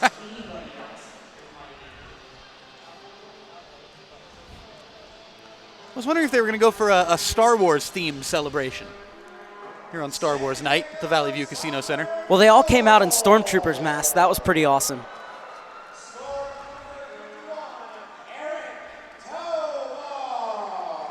You talk about Tovar not really caring about the deflection. The stat sheet tomorrow looked like it was a completely clean drive. There will be no deflection attached to that scoring mark. The 6th one of the evening for the Sockers to give them a 4-goal lead. Campos finds himself open Oh! and headed in off the rebound.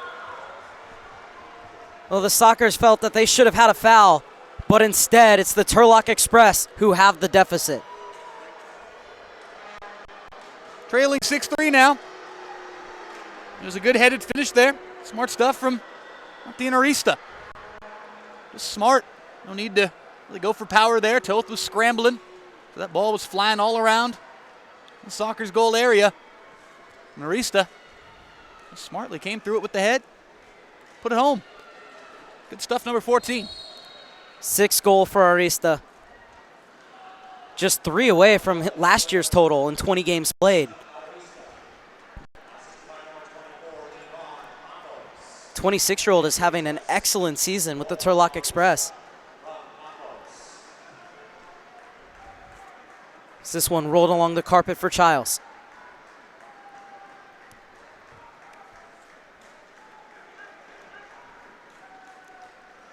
Martin.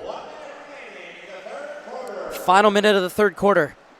6-3 as Turlock have pulled one back through Martin Arista.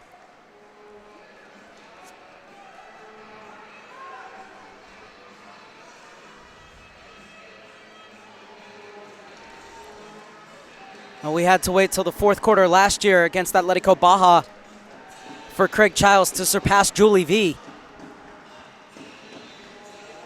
Looks like we could see that here in the fourth quarter against the Turlock Express. 1 to tie, 2 to break Bronco Segoda's all-time goal-scoring record. But there's 20 more seconds.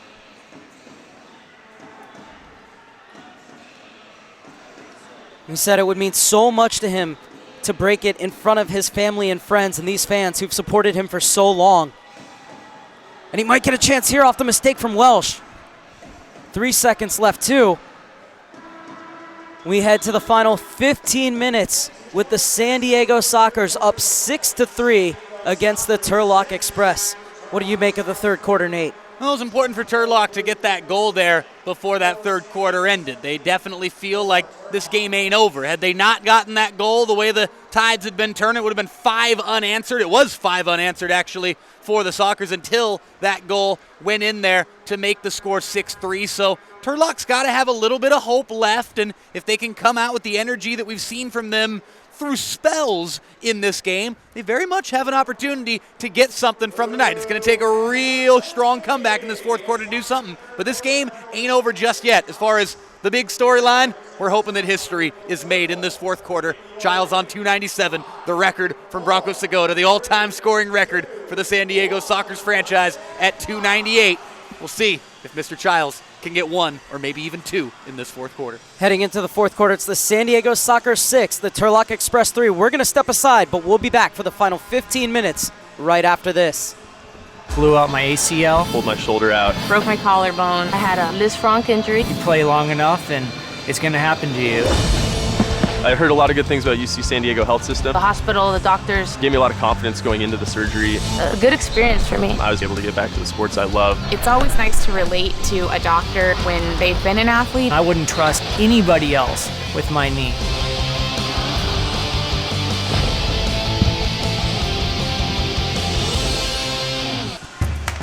I'm Stephanie, and I'm a San Diego State student, and I am a CalCoast member.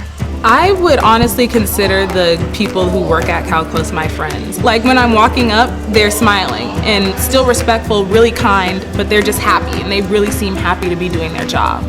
Book skills are important, but they're temporary. Life skills are forever. So what CalCoast teaches me with handling my money, I'm going to know that and use that for the rest of my life. Heading into the final 15 minutes, the San Diego Sockers have a 6-3 lead over the Turlock Express.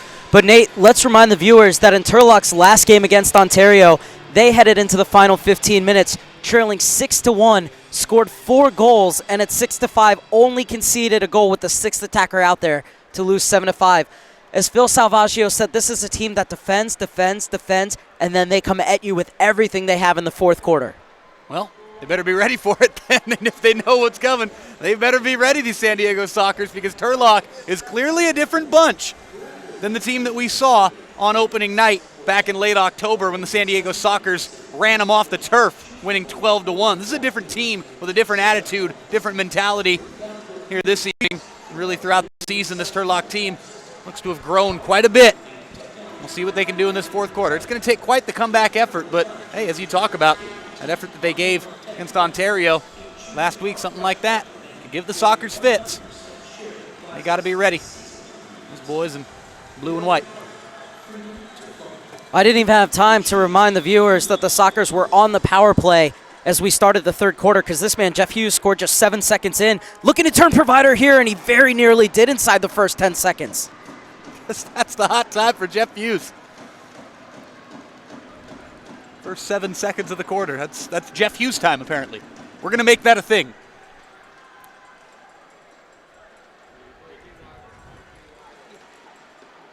This is Arturo Pulido. Continued his run, but that ball just a bit too far in front of him, and Zé Roberto overtakes. Mark, first goal of this fourth quarter is a huge momentum shifter, whichever way it goes. A reminder that Matt Clare is on a hat trick.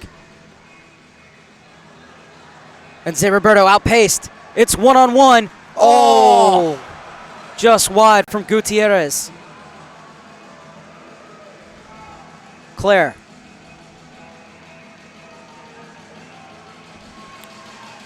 Oh! And is Tovar going to get further punishment? He is. It's a blue card. It's a blue card for Tovar. So Martinez pushed into the boards by Tovar. And the San Diego Sockers will go on the penalty kill with 14 minutes left in the game. Martinez slow to get up, but the good news is he's back out on his feet. And it's Paul Salvaggio and Kara Wickerad coming out to check on him.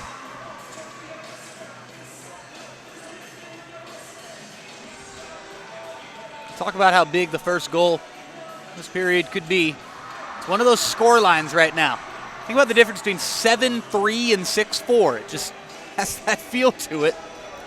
And if you math majors out there, you could tell me the difference in a sarcastic tone if you'd like. The point I'm getting at here is this first goal in this fourth quarter is going to be huge. And I feel like if the Sockers score it, I don't want to say it's going to be game over from there, but any comeback hopes definitely take a big dent. If Turlock gets this goal, you're talking about, hey, an inspired bunch saying we've scored back-to-back. We're right back in this game. Let's go. So have I said that the first goal of this fourth quarter is going to be rather important? Not sure. Someone told me it's going to be important. Will the Turlock Express have a chance to draw first blood here in quarter number 4 as they're on the power play after the pushing penalty on Eric Tovar? San Diego Sockers, though, first in the MASL on the penalty kill. Just 1 goal given up in 12 previous kills. Organized. And the man to watch out for from a Sockers perspective is Max Talut, who leads the league with 2 shorthanded goals. He is made for shorthanded breakaways, shorthanded counterattacks. He's the guy that you want out there. The other team's going to push all their men up in this 5v4 situation. Really go at goal. Talut's the guy who can make you pay. A counterattack the other way, all on his own. We've seen it before. Turlock comes in second to last. Just 1 goal on 6 power play opportunities coming into tonight. Well, they need one here. This is a big opportunity for the visitors to get that first goal of this fourth quarter. And here's Talut with the interception. Here's what we're talking about, though. Talut working one-on-one. Great defending. Great defending. Echeverria did just enough. And now Campos looking to reset the power play for the Turlock Express. It's funny the centimeters of difference between great defending and getting absolutely owned. Echeverria just on the right side of that measurement. Campos was trying to guide it toward the far corner where Gutierrez was camped out. Campos can't get by Queiroz, who's looking to trip Welsh. And it's a comfortable save for Welch in the end, but not a bad idea from Queiroz. Welch looking like a outfielder on the baseball diamond there. Going up against the wall to make the catch. Talut gets the block. Oh, Toth! He's going to make the save. Scrambling there for a second. Just not enough power on that looping header from Carmona to get it over him. And the Sockers are going to get a kick in. If they can possess this ball and see out the last 16 seconds, they'll be back to full strength. Yep. 16 seconds left in this power play. I think they can do that. And it's played inside to Escoto.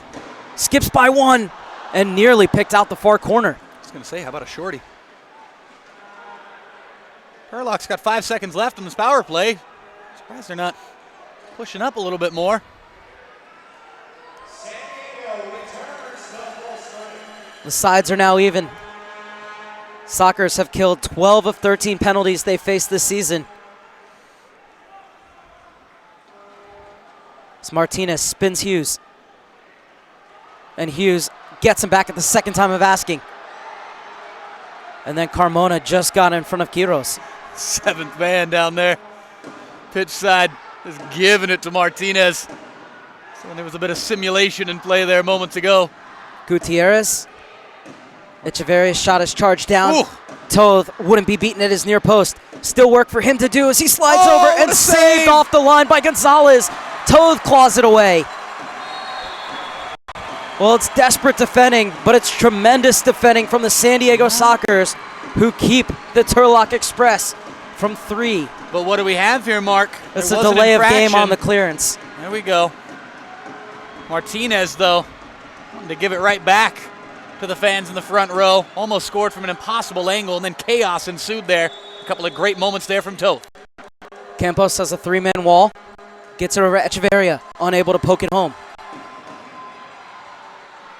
Clipped over. Hughes trying to keep it in. It was a valiant effort, but unable to in the end. I like the attempt actually there moments ago from Echeverria. With the outside of the left foot, just didn't get enough power on it.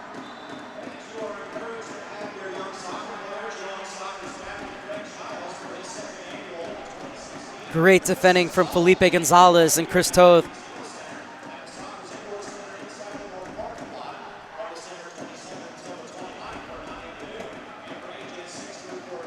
Ooh. Martinez again takes a shot, this time from Scotty Martin. And again, it's right in front of the 7th man. We're giving it to number 16 at Turlock. Campos forced out wide, and it's opened up here for Turlock. Quickly closed down by Scotty Martin. And it's a 3-on-1 going the other way. Play to the back post. Childs has tied Bronco Segota for most goals in a San Diego Sockers jersey. It was great end-to-end movement from the home side. And it ends with a piece of history, perhaps only the first piece of history here in this 4th quarter. Craig Childs can get another. He'll be the king of Goal Mountain here at San Diego Sockers. Craig Childs now stands level with Bronco Segota on 298 goals. And the San Diego Sockers have a 7-3 lead as it was the counterattack worked to perfection. And you can see Childs screaming, play it over to the far post. And he did, but then it was played back to him. So Childs' unselfishness, and he's rewarded for it in the end. I don't want to rain on the parade too much, as the Sockers were counterattacking there. Was actually going to point out that Scotty Martin had to kind of tweak something on that challenge moments prior. He immediately had to be taken to the bench and was getting treatment over behind the rest of his teammates. We'll see if Scotty Martin returns to this game or if his evening is over with 10 minutes left in the 4th quarter. Hoping that Scotty Martin is okay. But if it wasn't for that intervention from Scotty Martin, It's actually all it started with wouldn't Scotty have Martin. led to that historic moment for Craig Childs. Look out here. Here's Childs. Welch had his near post covered.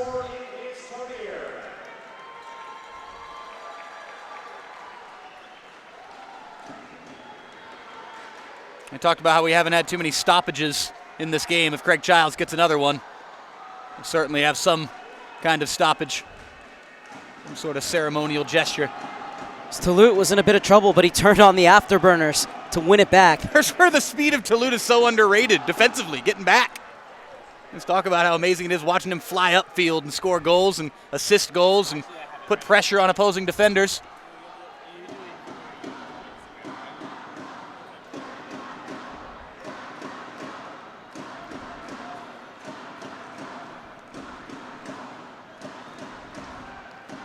Well, and that's a bad giveaway. Toth to the rescue. That's a great save by Toth. bodies flying all over the place. Anytime the ball gets near the 7th man, things get crazy. There's got to be something to that. There's a scientific theory in play. Echevarria standing over it. 9 minutes and 5 seconds left. San Diego with a 7-3 lead. And Toth with another save.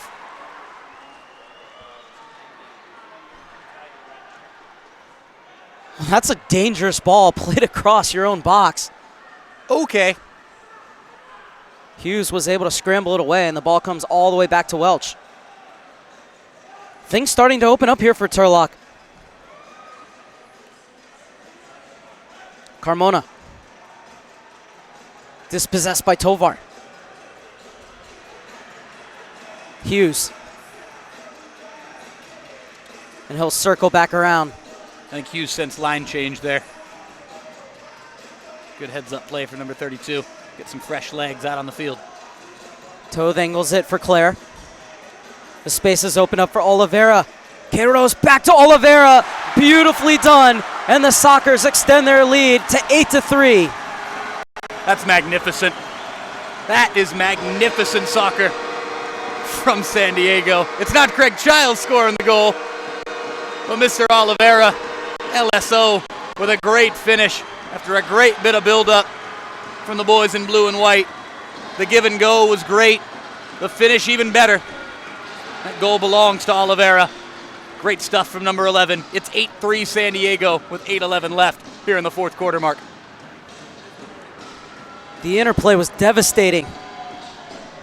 We see here the spacing from the Sockers. So good. And the heads-up play from LSO. That pass out wide. And look for the return pass from Victor Queiroz. Victor Queiroz definitely deserves some credit for that goal. Look out here, though. Placencia missed it, and Aresta Toth saved it with his face. Took that one straight to the chops, and immediately training staff out, hoping that Toth is okay here. It'll happen from time to time for any goalkeeper, especially inside the arena. The close range, hard shots that an indoor goalkeeper faces. Toth is taking that one straight to the grill. Hopefully it hit him somewhere that caused too much damage. He's going to need a moment here. Well, he's a tough customer, Toth. 11 saves on 14 shots. That by far the most painful. It's not a save that Toth is going to be all too proud of there. But it seems as if number 31 is all but good to go now. Looks like he's saying something about his eye. Well, he's going to fight to stay in here because Pardo is not on the bench. Last year, Victor Queiroz played 5 games as the 6th attacker. Jeff Hughes can also be used in that role. So perhaps, if you have to, put them in goal, but just don't have them go up. But Toth is going to stay in. And now a timeout. 7 minutes and 49 seconds left in the contest. And the San Diego Sockers with a commanding 8-3 lead. And Craig Childs, with the 7th goal for the Sockers, has tied Bronco Segota for most goals on the all-time scoring list. They stand at 298 apiece. I think this is as perfect of a time as we're going to have to pay a little tribute to Bronco Segota, and not only the 298 goals that he scored, but when we look up to the rafters here at the Sports Arena, here at the Valley View Casino Center, and we see those championship banners, and they go back to the years in the mid to late 80s, into the early 90s, when this arena was jam-packed with diehard fans, something that we're seeing a true rejuvenation of here with the San Diego Sockers in 2016 and hopefully into the 2017 year and beyond as well. But that was known as the heyday, really, of indoor soccer in this country, not only here in San Diego, but quite a few other places around the United States and down in Mexico as well. And Bronco Segota was one of the best players of his time, of those glory days. And I think it's important for people to know whose record is being passed right now and what that man was a part of and why the Sockers exist with such a proud history. It's because of guys like Bronco Segota. And again, it's about a lot more than just the 298 goals that he scored. He was part of some fun times in this building, some big history that took place in this building. And go on to YouTube, go down a San Diego Sockers indoor soccer YouTube rabbit hole. Look up some of those games from the mid to late 1980s and into the early 90s. It is some fascinating stuff. Excellently said, Nate Abarea.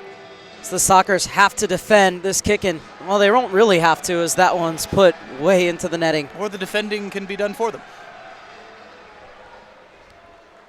You know, as I'm sitting next to just a fantastic play-by-play broadcaster here in the indoor soccer landscape, and I was going down one of those old YouTube rabbit holes with the old San Diego Sockers highlights, hearing the voices of J.P. Delacamera, of Randy Hahn, who is now the play-by-play voice of the San Jose Sharks in the NHL, and J.P. Delacamera, of course, one of the great soccer voices in this country, and those were the guys doing the play-by-play for those games, and I'm sure Mark Serber is going to be following in their footsteps. Hopefully one day, and you'll be right beside me.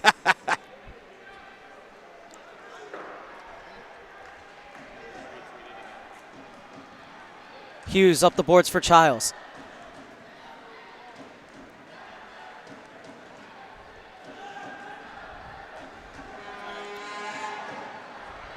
What a tackle that was there.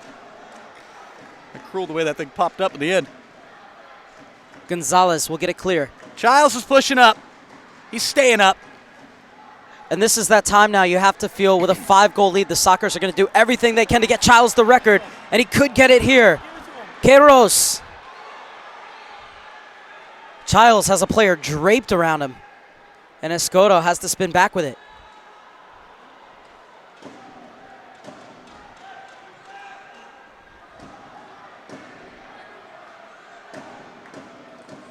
Gonzalez was able to stab it away from Martinez. With the score where it's at right now, with the way this fourth quarter has gone, look, Turlock's going to keep competing. They're pros. They're going to keep competing. There's definitely an element of not wanting to see the record broken against them here tonight. Make no mistake about it. There is a little bit of added emphasis. Stayed draped on Childs, as Mark just said there. This will be delay of game, so the ball is going to come to the top of the arc.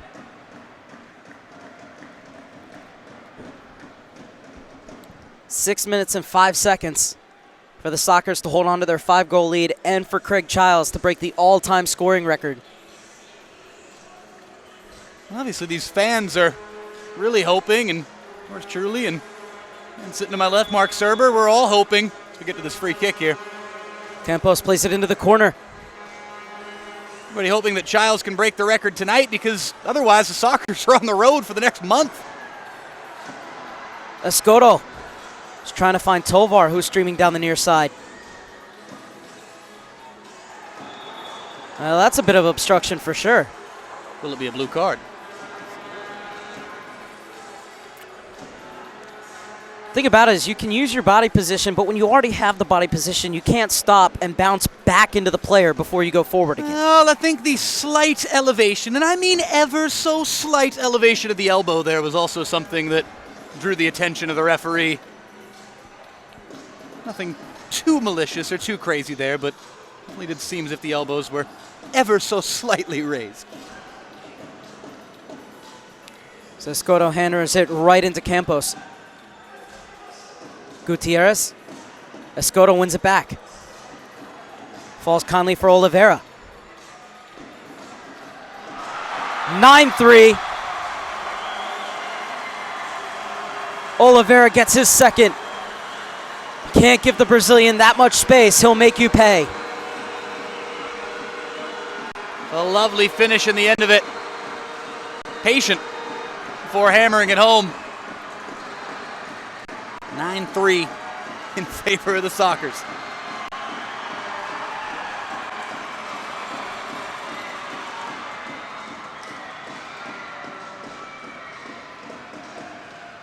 I believe, Mark, was actually Tovar. Check that. Tovar gets his second. That goal.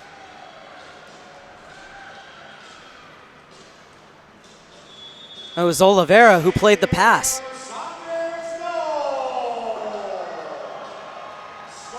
Lovely job to set himself up, though, for the shot. Childs back on the field now. I think the outcome of this game, as far as the winner and the loser, is beyond question. And it's a 3-on-2 to the back post. Childs off the post. That's what it's going to be all about for these final 5 minutes, Mark. Toulock wins it back, and he's dumped to the turf. Well, back to that last goal from Eric Tovar. Gorgeous little sidestep. Just got it out from under his feet to beat a defender and hammer it home. Now Childs telling Toulock to come forward, and Toulock smacks it over the glass. He wants the ball on every occasion, Craig Childs, and no one can blame him. He's going to head to the bench right now, get perhaps one last little bit of beauty rest here. Come back out with a vengeance. Everybody hoping that tonight is the night, December 9th, 2016. Craig Childs becomes the all-time leader in goals scored for this proud franchise.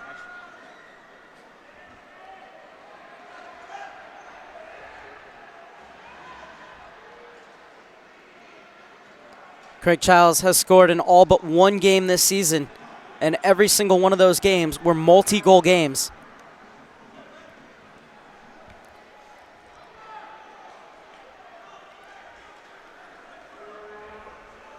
And he's back out. Hughes. Childs being watched by Martinez. Hughes can't escape the company of Adrian Gutierrez.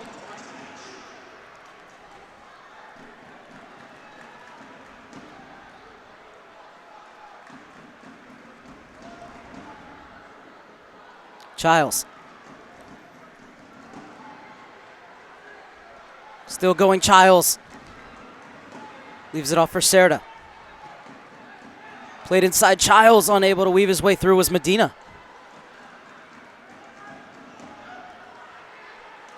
Medina works hard to win it back.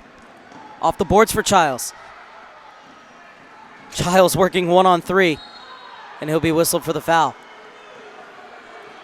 You held your breath there thinking Childs might get a blue card. A buzzkill that would have been. Played forward for Carmona. The foul will go against De Roberto. Kind of a choppy last couple of minutes here. We talked about the ebb and flow of this game throughout much of it. Gutierrez. Medina was backing off, but he held his space and got on the block.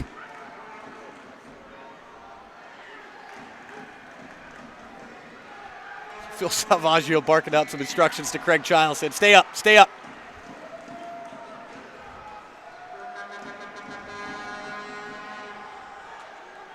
Inside the final 3 minutes. Sockers have all but secured the victory. And now we're waiting to see whether or not Craig Childs can surpass Bronco Segota. They're level at 298.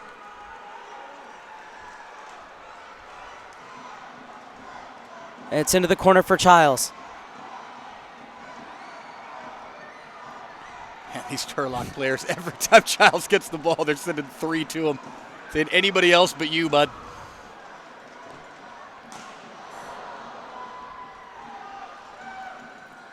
Cleared down for Aresta, but it's going to go out of bounds. 2 minutes and 22 seconds remaining. Well, it gets you thinking it might be the way that Turlock's playing Craig Childs right now. And don't want you making history against us. Claire gets it to Childs in the corner. Leaves it off for Claire. Can't help Rolls but all wonder the way if through. Could be something where Craig Childs maybe gets a rebound. What a block from Queiroz. Claire. Childs is posting up in the center. Escoto spins. Goes to his knees. Wanted the foul. The ref won't give it to him. And it's 2-on-2 going the other way. What a tackle. What's the call going to be here?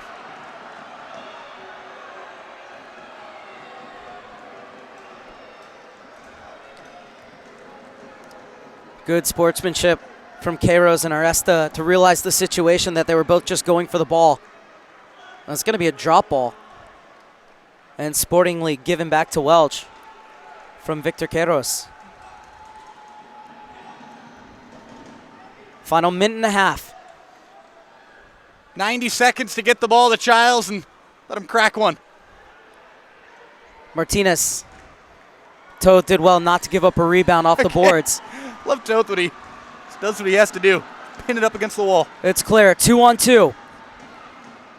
Gets it to Childs. Again, the double team comes. Childs couldn't get through the two-man wall. They're keeping the pressure high. 55 seconds remaining. Gonzalez. Toth. Childs standing right in front of Welch. And it is Childs, and it's the double team again as Placencia gets it away, and Childs is whistled for the foul. This is about as attack-minded as you're going to see a team up by 6 goals with 36 seconds left. They want their man, their captain, their leader, fan favorite to make history tonight. Running out of time. He's tied the record, though. See if he can get the hat trick tonight, get that third, that 299th. As Gonzalez puts that one into the netting. And look at the way they're pressing up high, man marking. And Welch is just going to heave it downfield.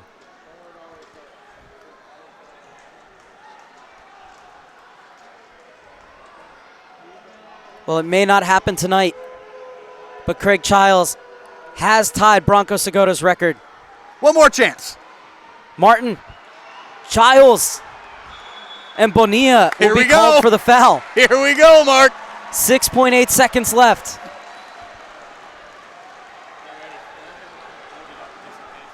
They're on their feet here at the Valley View Casino Center, and tempers starting to flare up.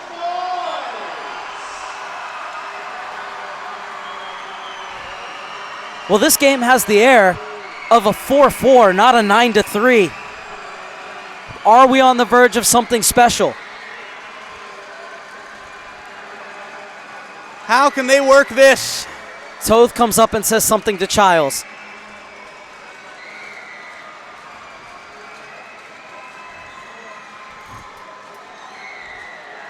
I think every kid in this building is up against the glass in the corner. This 4-man wall from Turlock. You have to think Childs is just going to go right through that wall.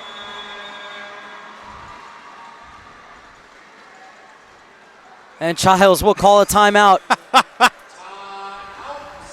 I gotta wonder if the goal here is to get Childs this record-breaking goal. If you actually want to have him off of the free kick, have some sort of variation go to Craig Childs to work a shot from a different angle, because from this current angle, with a 4-man wall in front, plus the goalkeeper behind it, I don't care who you are, the great free kick takers in the world, it's tough to find a way to put one in from there. I think that's exactly what they're doing right now in this timeout. And Childs saying, maybe I shouldn't be the one over the ball. I should not be. If we're going to break this record, I should be. If I'm going to break this record, we're going to break this record. We're all breaking this record together. But if you're Turlock, you know who the shooter is. You know who you're charging down. Well, I think that's something that Childs has certainly considered as well. Look out for him. Maybe to just blast one. Try to go low. Try to get between someone's legs. Well, it is Childs, and that's quite a run-up. Oh, my goodness. 6.8 seconds left. Are we on the brink of history? It's Childs. Oh. The wall was very well constructed. And that will do it. The San Diego Sockers win 9-3 and will keep top spot in the Pacific Division as they improve to 6-2 on the season. Craig Childs does not break the record, but he does tie Bronco Segota's mark of 298 goals. It's a record that's been held for 25 years, and Childs now just one goal away from breaking it. But the most important thing for the San Diego Sockers is that they get the victory. They win the season series over the Turlock Express, heading into their final 2 games, which are away at Tacoma next Sunday and then at Ontario on the 30th to close out 2016. Final thoughts, Nate Abaurrea. A spirited effort for much of that game from the visitors. Came into that final period trailing 6-3, and the Sockers absolutely owned that final 15 minutes. You know what they played like there in that final 15 minutes? They played like a team that has championship in the back of their mind already. I don't care how early in the season it is. Talk about taking it one game at a time. That was the type of finish. That was the type of final 15 minutes that a winner needs. That's the type of performance that the Sockers need to make routine. That was a great fourth quarter from the San Diego Sockers against, again, a very chippy and spirited Turlock team. Credit to San Diego. Bummer the record could not have been broken tonight. It will likely be broken on the road with the Sockers not home again until after the new year. There's going to be a handful of games before that January 8th home match for the Sockers. Childs does tie Bronco Segota this evening. That was good to see. He's on 298. I'm sure 299 will be coming likely in the next game in Tacoma for the Sockers. A little bit of credit is due definitely to Turlock for their effort this evening, but the Sockers, again, they played like a group of winners. They played like a team with a grand goal in mind here in this 2016-17 season. Great stuff in that final quarter from San Diego. Well, congratulations to Craig Childs for joining Bronco Segota in first place on the San Diego Sockers all-time scoring ledger at 298 goals. He had 2, Eric Tovar had 2, and Matt Clare back among the goals with 2 as the Sockers improved to 6-2 on the season to stay in first place in the Pacific Division, while the Turlock Express fall to 2-5. For everyone at the MASL YouTube channel, for Dave Evenson and Ross Callan, and for my color commentator Nate Abaurrea, I'm Mark Serber saying goodnight from the Valley View Casino Center, where it finishes the San Diego Sockers 9, the Turlock Express 3.